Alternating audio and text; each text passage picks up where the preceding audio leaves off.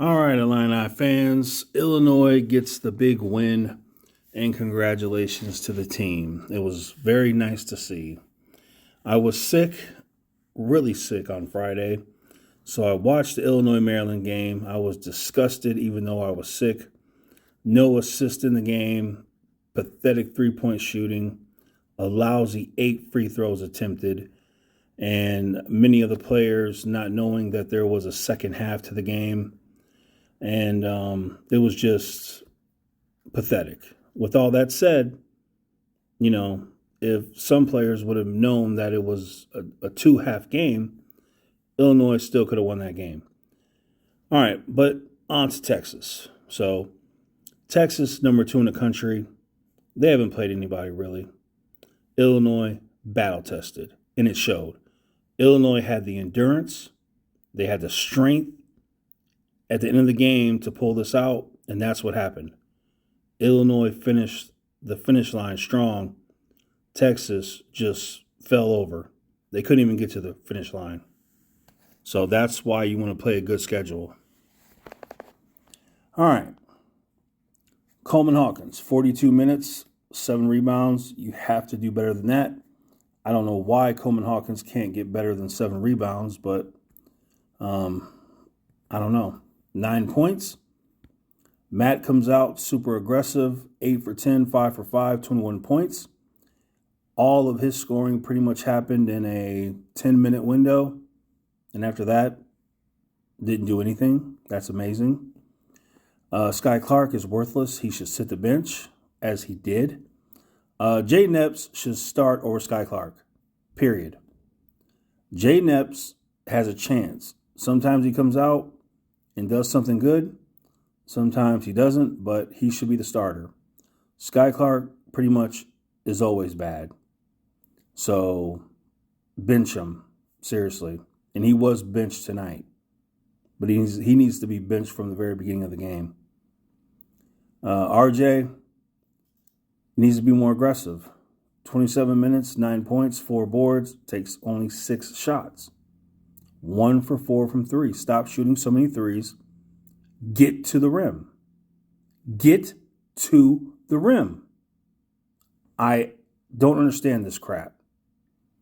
Shannon Jr., 5 for 14, 16 and 5, played horrible the whole entire game until overtime. But you know what? I would rather see you suck and then do your best at the end of the game when it matters the most. So I'll take that. If you want to suck in the first half, but be the best in the second half. That's when it matters the most. So I'm not impressed so much when a Coleman drops 12 in the first half against Maryland, but only 4 in the second half. That's not really going to impress me. You have to do better than that. It's a 2-half game. Our players need to learn that. You need to step up in the first half. You need to step up in the second half. But if you must suck in the first half. All right. Ty Rogers, 7 minutes, 4 boards. Dane, 9 and 6. They used him good for a moment, but then that all went away. So they had a good thing going with him, but then, of course, it all went away. Anytime Illinois gets something good going, they lose it. Jaden Epps came up big in crunch time. Wasn't afraid to score. Wasn't afraid to make a couple free throws. Those were clutch free throws he made with the game on the line. With the game on the line, this young freshman stepped up to that line and made both of them. That's big time. That's the moment Jaden Epps became the starter over Sky Clark. And if Brad Underwood doesn't know that, then he needs help. Jaden Epps better start over Sky Clark. That is a fact, not an opinion. Sky Clark is worthless. Jaden Epps is not. Now, this is subject to change. They're freshmen. We hope they get better throughout the year. But as of right now, Sky Clark is worthless. So Jaden Epps proved himself making big shots and big free throws with the game on the line. So he should be the starter. And then Sincere Harris, 18 minutes, 5 points. So Sincere Harris loves the defense. He had a great block. He wants to be all about that defense. But I would encourage him to also be about that offense. We need scoring. So it's great you want to play defense. That's wonderful. But don't forsake your offense. Get to the rim, draw fouls. All right? So we're going to go to the team stats here. All right, field goal percentage, 45% for Illinois. 3-point shooting, 10 for 23, 43%. All right? Only 23 threes. All right? That's not bad. That's a nice number, 23. You make 10. That's 43%. Okay. Nothing to brag about, but that's a lot better than what they have done. Now, here's the one that I love. 31 free throw attempts. For Illinois to be its best, it must shoot more free throws than 3-point shots. I'm going to say that again. For Illinois to be their best, they must take more free throws than 3-point shots. The problem is, as we heard all night, they really suck at free throw shooting. That's got to change.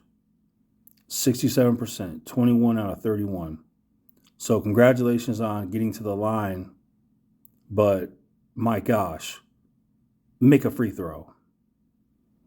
Rebounding, pretty much the same. Offensive rebounding, though, 9 versus 12. We have a problem with offensive rebounding, which is just a problem with all that 3-point shooting. That's all it is. We suffer in our offensive rebounding because we're always taking threes. But even tonight, when we take only 23 threes, we still have trouble rebounding because we have so many players with length who are allergic to rebounding. It's astounding. Assists, we had 8 against Maryland, 11 tonight against Texas. That's pathetic. That's because there's no ball movement. They're allergic to it. Let's go to this box score real quick because I want to show you. 42 minutes, Coleman gets 7 lousy rebounds. Matt plays 28 minutes and gets a lousy 2.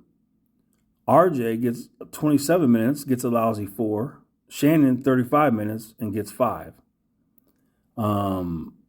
That's just not good. And Brad Underwood has been hammering this in since the beginning. That's why they played Kansas in the secret scrimmage. That's why he has shown them Kansas video all summer long. He wants them to rebound like Kansas. If this was a Kansas team, Coleman, Matt, and RJ would be rebounding machines. They'd all be getting 10 rebounds a game. They'd be rebounding. And that's what he's trying to get them to do, but it just hasn't worked out. They're allergic to it. All right, so Illinois plays like crap the entire game. That was pretty funny when Jay Billis and the other announcer, because they were like, he was like, how is Illinois close? They can't make a free throw. They can't get an assist. They turn the ball over. How are they in the game? How? It was like unexplainable. But there they were in the game. Even though all these things were going wrong for them, they were in the game. What happened was Illinois had the endurance and the strength to finish strong. Texas players were going out of the game. They hadn't been in a situation like this. So that was the difference. That's what got Illinois into overtime. They kept fighting. They kept a desire to win. And even though it was ugly, they did what they had to do to get into overtime. And then something beautiful happened in overtime. And the announcers even talked about it. For some reason, they went into overtime and they did something they didn't do all game. They passed the ball, they moved without the ball, and they went to the rim. They drew fouls, they got assists. And this didn't last the whole overtime, unfortunately, because with Illinois, you'll notice nothing good lasts with Illinois, if you've noticed. You know, Coleman does good for a moment against Maryland and then doesn't do a thing for the entire rest of the game. You know, Matt comes out tonight early, aggressive, does an amazing scoring, whatever. He scores amazing, but doesn't do another thing the entire game. Illinois in overtime, they're moving without the ball, they're passing, they're attacking the rim. Beautiful basketball. Jay Billis is like, yes, this is beautiful. But then it stops. It goes away. Nothing lasts. It makes no sense. That is how Illinois should play all the time. Move without the ball. Pass the ball. Get driving opportunities. Get to the rim. That is what your team is built on. You have the length. You have the players. You're not three-point shooters, I'm sorry to tell you. You're not. You can take some threes, but you should be shooting more free throws. You know I've been begging for these players to get to the rim. Coleman Hawkins should make his living in the paint. R.J. Melendez should make his living going to the paint. Terrence Shannon should make his living going to the paint. Sky Clark should make his living sitting on the bench. Matt should make his living by, if he's going to be hot for that amount of time, let it ride. But after that, understand, he's done. He won't do anything else. Get him out of the game. So when Luke Goody comes back, Luke Goody can start, and you bring Matt in, say, Matt, give us one of those moments again. Go off, and then come back to the bench. You know, we could do that. Ty Rogers, like to see him get more minutes. Dane, we used him good for a moment. He went to the middle of the paint, got the ball, got a dunk. For a moment, we were able to use him correctly, but then, like everything else, it just goes away. So when Dane's in the game, he should be in the paint. That's where he should be, period. Jaden, continue to have no fear. Get to that rim and just make your shots. Make your layups, make your free throws, and be the starter. Sincere Harris, love the defense, but don't forsake your offense. You got to score too. You have to score too. All right? So don't forsake that. But it was a great win by the Illini. They showed a lot of heart. But the bottom line is they had the endurance and the strength to make it to the end, and Texas didn't. Period. So when Texas looks back on this, that's what they're going to say. They're going to say, guess what, guys? Illinois was tested. They had the endurance, the strength to make it to the end. We didn't. We saw where we came up short, and we know what we got to do, and that's what they'll do. But for Illinois, this is a great win because you're taking out the so-called number 2 team. And this is what I'm trying to tell you guys, too.